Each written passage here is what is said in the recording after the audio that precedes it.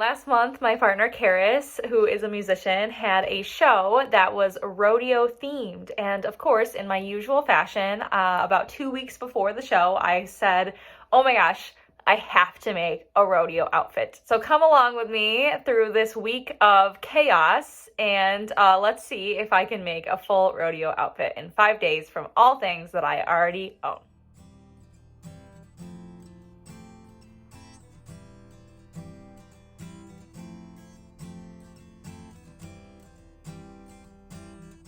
So as many projects do, this one started with a sketch. So I needed an idea of what goes into a rodeo outfit, of course, turning to Pinterest for some inspo.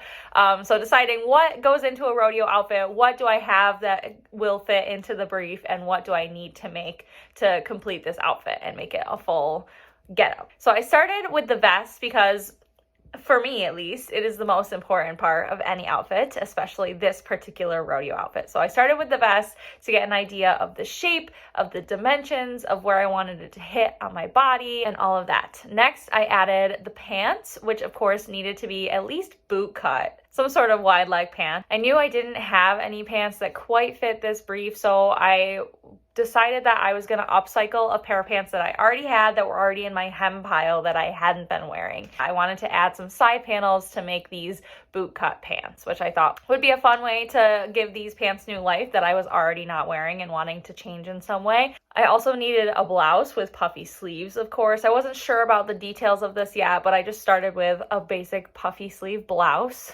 I gave myself some boots because, of course, a good rodeo outfit needs some boots. And I added a necktie and a bolo tie just to get some of these details in there. And then, of course, a hat, which was the one thing that I did not have yet for this project. I also wanted to include some more details, like a belt with a cool buckle and some buttons on the vest, maybe some fringe, just to really drive it home. And with that, we had our full inspo outfit. So I started on Monday with the pants, first trying them on to see how they fit and make sure that they were the right kind of pants for this flip, that it was going to actually work the way I had envisioned it when I did the sketch. Then I referenced another pair of pants that I had previously done a similar flip to over a year ago, and I honestly never really loved the way they looked. So I was trying to decide what went wrong there.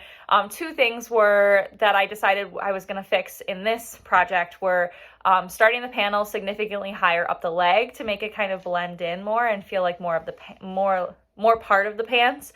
And then the other thing was to add some interfacing to the fabric to make it a little bit closer in thickness to the denim that I was going to use for these pants. All right, so as I tried them on, of course, I marked where I wanted the panel to start. So the first step was to seam rip the legs all the way up to where I left that pin. And I also added another pin 2 inches below it just to give myself kind of a bumper to make sure that I didn't go too far and left myself a bit of room for grace. So of course I ripped the heck out of these pants. It took forever. I used many techniques. Probably not the best. You don't need to see all of that. So rip. And then I laid out the pants on top of another pair of pants that were already kind of in the kind of in the boot cut shape width that I was looking for. These were the closest width that I thought I could find in my closet currently. So I laid those down. I laid down my ripped pant leg on top of it and opened it up to that width. So I decided that I needed to add 7 inches of width to the bottom of these pants to get them to that boot cut width that was needed for this rodeo look, of course. And then I measured up the leg to see exactly how far I was going so that I could use that for my pattern and to make it, of course, symmetrical on the other side. So I started with 29 inches as my length, plus a hem on the bottom would be needed. So once I had all of those measurements, I prepared my pattern paper. So I just used some brown paper bags from the grocery store. I laid it out and it was perfect length, perfect size to make this pattern piece. So I drew out just a triangle with my dimensions of 7 inches by 29 inches, and then needed to add the seam allowance on the sides and the bottom for the hem, and all of that good stuff. So don't forget to add your seam allowance if you're doing something like this. So after I got my pattern, I started with a toile, of course, to just kind of work out the kinks, which I'm glad I did because I decided that there were a few adjustments that needed to be made on the final fabric. So including starting the panel a little bit higher up and adding some extra point at the top for where the pants come together, if that makes sense. And then adding a bit more width at the bottom. I did end up with 9 inches. I wanted to kind of send it on that.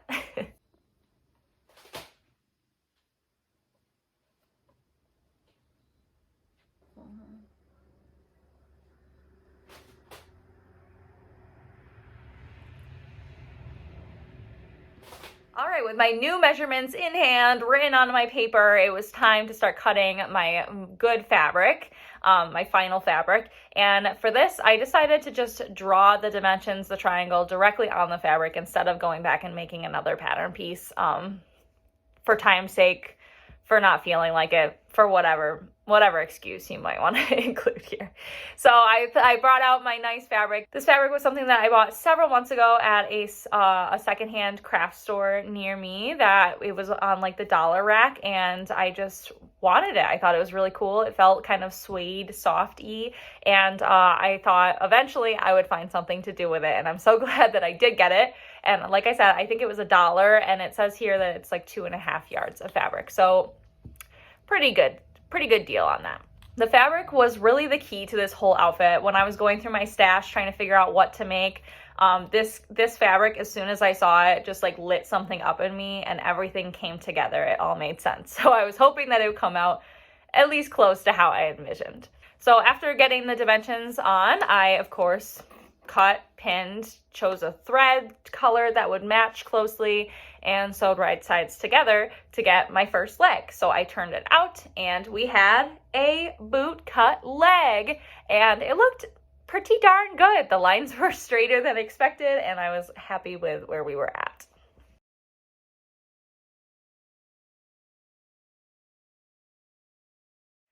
After trying it on, I loved it. I was so excited. This really fueled me to keep going on this very quick, very hard, very new stuff project. So I realized that I forgot to add the interfacing to the pant leg, or the new panel. So that was what I decided to do next. So I cut out 2 pieces and put one on the panel that was already on the pants, and then the other one on the other panel that was not yet on the pants, because that is what I intended to do from the beginning, and was much easier to do putting it on the panel that was not yet on the pants. This seems obvious, just to note. And then, of course, I repeated all of the steps previously on the other pant leg. We don't need to see that. We get it. All right, so with the pants feeling firmly in hand, firmly on the right track, I decided it was time to start the vest, which is, of course, the star of the show. So first I drew another sketch just to really make sure that I knew where I wanted everything to land and what shape I was going for. And then I measured my own body for those the measurements of where I wanted it to hit. So I used, I guess it's not shoulder, maybe it's like the top of your shoulder. I can't remember the actual name of these measurements, but I did shoulder to neck, shoulder to underarm where I wanted that to land, and then shoulder to where I wanted the middle to come together for the buttons, for like our peak. So I made those measurements, I wrote those down, and then I put on a vest that was kind of the closest to the shape that I was going for, but obviously not quite the shape that I wanted. I took note of the shape and the different details in the structure of this piece. There was a lot of darts and like extra things that I wasn't really intending to use, but I just wanted to make sure that I was aware of all of these things before making my pattern from this vest. So I used this vest by laying it down, of course, very nicely in half as well as possible, and then marking the edges where everything landed, adjusting for my own pattern and the things that I wanted to do with it and the shape, and then connecting those lines with a ruler, which is something I haven't done in the past. I've just traced the lines, which it's better to make your markings of like edges of things and then use a ruler to connect them. Just a little tip from me. I did make a toile for this, but we don't need to see that because I didn't actually change anything from the toile pattern to the final pattern. So let's just jump right in to cutting the nice fabric. So again, laid out my fabric, and I just really do not know how to handle these big swatches of fabric. Something about it is just like too much for me, but I don't want to cut it into smaller pieces because that could lead to more waste. You know, if I leave like smaller pieces, if I leave it all together, then hopefully I can use every piece as much as possible. Anyway, so first I cut out my liner and then my main fabric. So each one had 2 front panels and 1 back panel. So to connect these, I use the method that I always use for like a lined vest. And that is to start by separately with the lined pieces and then separately the main fabric pieces, connecting them just at the shoulders. Then you lay the inside and outside right sides together and then go around the shoulder seams, not the shoulder seams, the arm, then go around the armholes and the neck to the front, leaving the bottom and the sides out. So hopefully I showed that well enough here in this clip.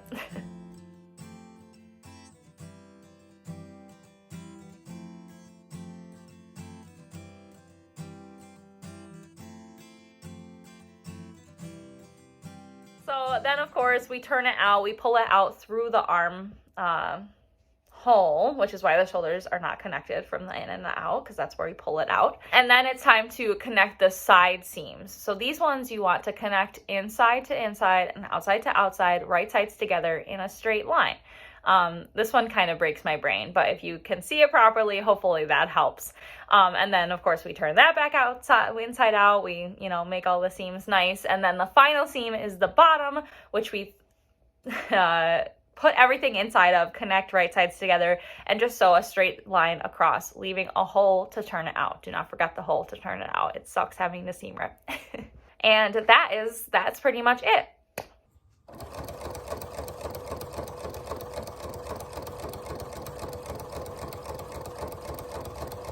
So next, now the vest being firmly in hand, firmly grasped, firmly almost done, just some details left to do. Next, I went back to the pants, which needed to be hemmed. So these pants I already wanted to hem. They were too long anyway. So what I decided to do was unpick the entire hem all the way around and then cut where the hem line was. So about 1.5 inches, 2 inches maybe. And then I double folded it from there to make a new hem, a double fold hem with a top stitch all the way around. I didn't have the fancy gold thread that you're supposed to use on denim. I also didn't have denim needles. I definitely broke a needle or two. Maybe I bent one and broke one. I can't remember. I definitely broke a needle though. So I just used a blue thread, the same blue thread that I used on everything else to pull it all together, and you can't really notice it. So I think it worked fine. And with that, the pants were done. So as far as my personal rodeo experience, I do remember one time in my life going to the rodeo as a kid with my family. And the only thing that I remember about it is this pink cowgirl hat with the horse on it. Possibly because it hung in my bedroom for years to come and now has been lost to time. But really this hat, has anybody else had this hat? Because this is what was etched in my brain when I was thinking rodeo. So of course, next I needed a hat for my rodeo outfit. It couldn't be a rodeo outfit without some kind of cowboy hat. So luckily the thrift gods were feeling generous. The week before I started this project, I went to Goodwill and I found 3 different really nice like wool-rich cowboy hats. And one of them was the perfect shade of pink to match the fabric that I had already chosen. I hadn't started the project yet, but I had already chosen the fabric, and it was the exact same pink. And even though the shape was weird and I couldn't really figure out exactly how it was supposed to go, I knew that I had to wear this pink hat with the outfit. So there we have it. The thrift gods stepped in and they provided me with this hat. So just to kind of decorate this hat a little bit, I added some ribbon. I ended up using, this ribbon is actually just like a binding that I used for another project. I had some left over. And then I went out to my yard and grabbed some just like nice little flowers to add in to give it like some dimension and a little bit of personality. I wish I had a little bit more time to do this. I did this the same day as the show that we went to. So it was very last minute. If I had more time, I think I would put more personal touches onto this, but I think it worked out well. It still gave some personality with only having taken a few minutes. So with that, the hat was ready, the pants were done, and all that was left were the final touches for the vest, which of course I was so rushed, so I didn't even film the last two things that I did on the vest, which were top stitching all the way around the whole thing to give it a finished look and to finish and to close the hole at the bottom. And again, serendipity came together, and I had the perfect thread to match the color. It was like this turquoise blue, beautiful. And then I also added two very big buttons that, again, I had already had thrifted many months ago for another project, and they were, again, the perfect color. So everything came together on this project so well. And there we have it. Everything was complete and ready, and all I had to do was style and get dressed.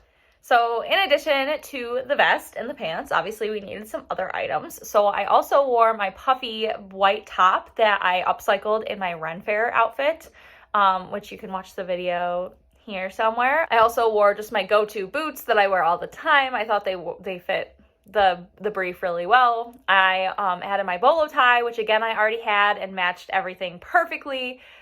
I also wore my big wooden earrings and just some miscellaneous fun jewelry that I thought matched the theme and the colors really well to finish it out.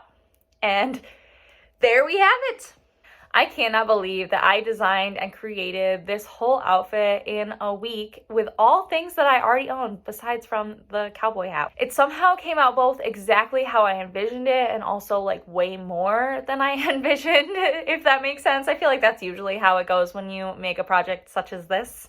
But I absolutely loved working with this fabric. I think my favorite part of this whole project was the fabric itself. It was so soft, it was so nice, and it was a big change from what I usually use. As someone who's still very much a beginner, I mostly use like quilting cotton and then like upcycled like tablecloths and sheets and things like that. So nothing like very luxurious, but this fabric was clearly an actual clothing fabric. It had like drape, it had finesse, and it was just so lovely to work with. And I think that that is one of the big reasons that everything came out so much better than I had expected, because I was actually using a fabric that was made for clothing for once.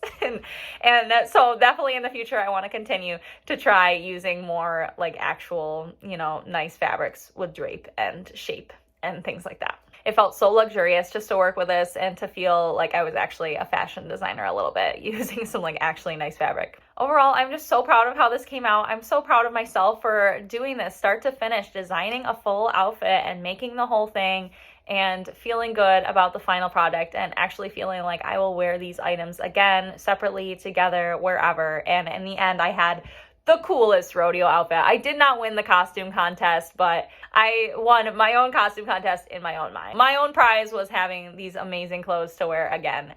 So enjoy this montage of me having a great time wearing these clothes, trying to be a little bit rodeo-y, and filming my very last video at our current apartment, which is now not our current apartment. We have moved already at the time of this voicing over, but this was my last video at the place. We moved 3 days later, and it was kind of emotional for me filming this last clip, saying goodbye to this home, this place that had helped me and watched me grow over the last 2 years. So just a little background lore on me for your viewing pleasure. Anyway, enjoy the rest of the video. Please stick around to the end to see all these cute clips of me wearing this very cool outfit. I worked so hard on this. I hope you enjoyed it. If you stayed around and you like this, please give me a like.